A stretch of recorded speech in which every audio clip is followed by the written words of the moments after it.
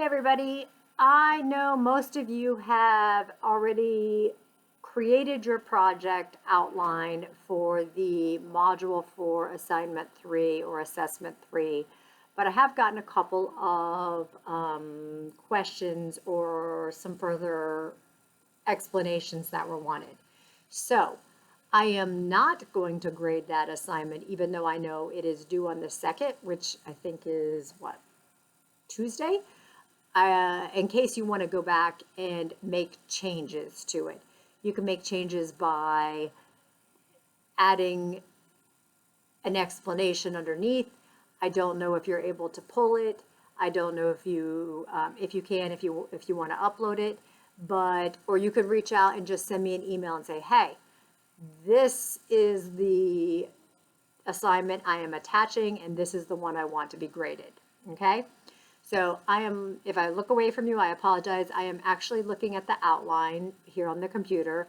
And one of the things that I want you to know is that where it says name of model program. First, one of the things that you should really do when you're choosing your program, and I apologize, I should have discussed this with you probably a little sooner, but unfortunately, it has been insanely crazy here. And between spring break and then taking a bunch of students to Chicago for a week, I'm actually a little behind, so I apologize. So I am not going to hold that against you. So if you want to make these changes, please do so. So, name of the model program. You want it to be memorable.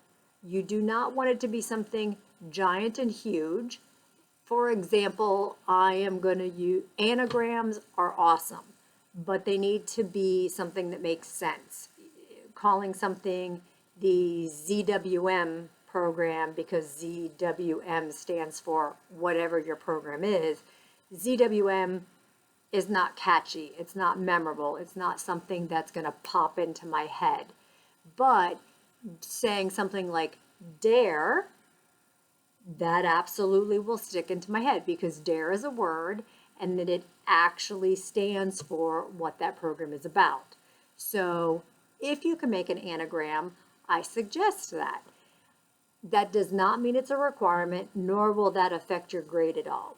It simply is something, it's a tool. I'm telling you that if you choose to later on in life create this program, get a job where you are going to work on building programs, to keep that in mind. I don't really want to say that the community is uneducated, but you want to make it really simple for them so that they know exactly what they're getting into, or you want to catch their attention, if nothing else. Catch their attention, catch their money. Okay? So, try that. When I grade this assignment, if your model name is something ginormous, I will give you suggestions because you will be doing this again towards, I think, in the last module to modify and add all the specifics that I want of your program. So the second little box is type of criminal or deviant behavior that the program targets. Now, what I suggest is, especially if you haven't taken corrections yet, is that this program, first you need to decide, are you focusing on juveniles? Are you focusing on adults? That is a decision because you can't mix the two, all right? If you're trying to, it doesn't really matter what you're trying to do. Adults and children should never be mixed. That's a liability issue. You can't put a potential sex offender with a juvenile that has a drug habit. Okay, so if your whole thing is about preventing bad behavior, which is not specific enough, and I'll get to that in a second, just realize that you need to keep them separate. I'm on the board of Catch the Wave of Hope, which one of the biggest things that we talk about is sexual violence amongst teenagers in high school, in addition to human trafficking and all of that stuff. So when we talk to the high school students and even the college students, we do not have the boys and girls usually together. because we want to talk about some of the things that boys will do that could manipulate the girls. And then we also want to talk about the things that girls can do to purposely entice boys. Sometimes the sex offender or the violence may come from the female. And guys think, oh, no girl could take advantage of me. Well, I want to have time with the boys alone to go, girls can be evil, guys, okay? And we need to talk about that. So realize you may even want to separate your gender. Your program may only want to address one or the other in the first year. And then when you talk about going on to years 2, 3, 4, 5, whatever, you want to talk about how you're going to build on the program. But you really want to start by showing success right away. So you want to accomplish something small so that people, again, you can fish back for that money. Nobody wants to give you money for something that you didn't show results for. So don't bite off more than you can chew. Keep it simple, okay? So when I say type of criminal or delinquent behavior, don't say, I want to prevent juvenile delinquency. No, be very specific. I want to prevent kids from skipping school.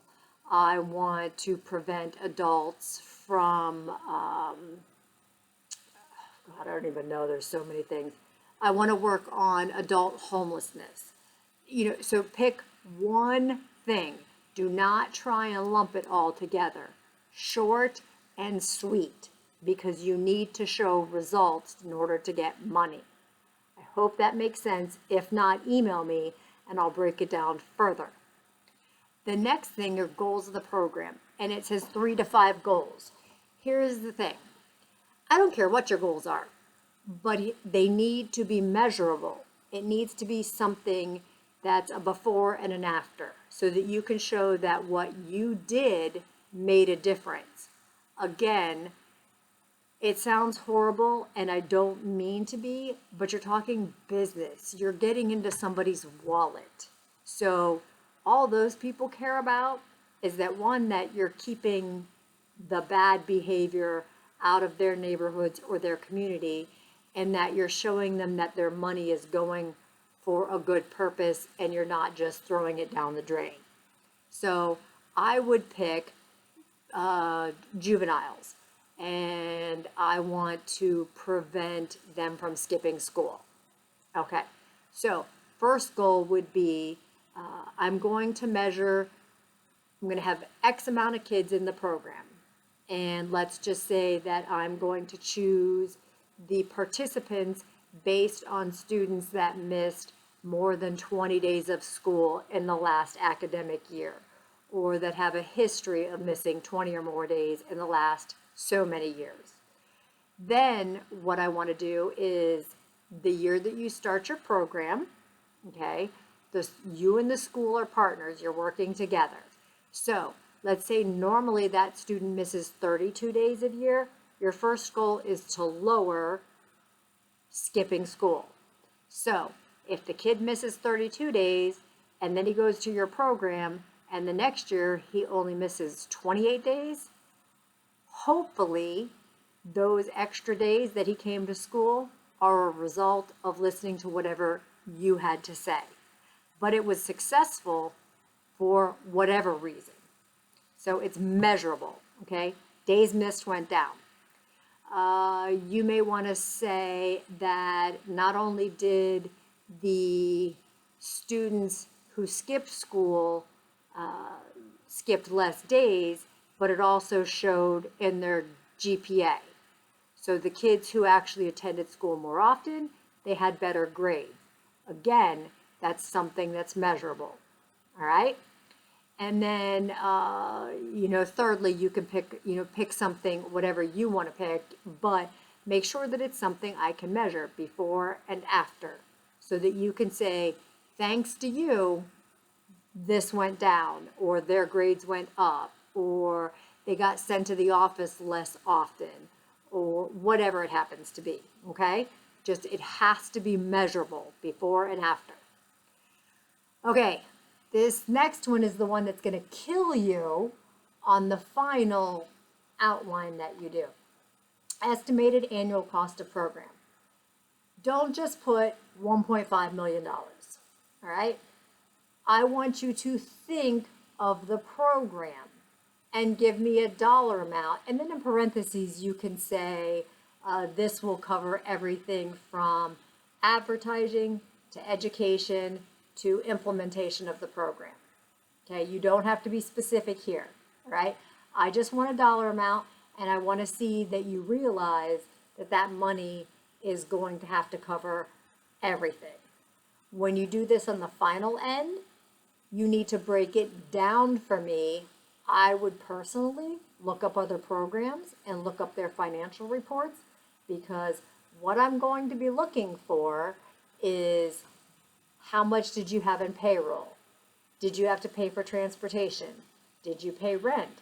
Ooh, rent comes with electricity, which comes with maybe security, all of those things. So right now, I'm just looking for a major dollar amount and just you showing me that you know that it has to get broken down. That final one, before you turn it in, break that down to every little teeny tiny. If you're providing them a snack, there better be a line that says snacks, $35,000. Okay? It's difficult. I don't expect you to be perfect. I just want to see that you realize that starting a program is not just showing up and doing the job. There is a lot involved that you have to. When I did this exact same project when I was in my baccalaureate program, and my thing was to prevent technically juvenile delinquency, which was something I got in trouble for because I didn't break it down a lot, but to prevent juvenile delinquency, specifically, I remember how I saved myself on the second part, negative interactions with law enforcement. So what I did was I created a boxing program for after school for both boys and girls. So they had a place to go. We were teaching them a tool, and it wasn't a mamby-pamby tool. It was like, ooh, cool, I get to go beat up people, okay? But once they got there, they learned discipline, it was health, all these things I could talk about to the community that they benefited from. No, I didn't just teach them how to beat you up better before they steal your wallet. They actually were responsible to somebody. They learned how to take care of themselves. I provided a place for them to be before their parents got home from work. They were being taught by the Police Athletic League. So just realize that there's a lot involved, and that's what I'm wanting you to see.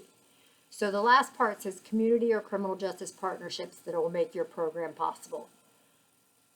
Everybody is technically a partner, okay? Because if you are wanting to prevent any kind of bad behavior, the entire community is going to benefit from that.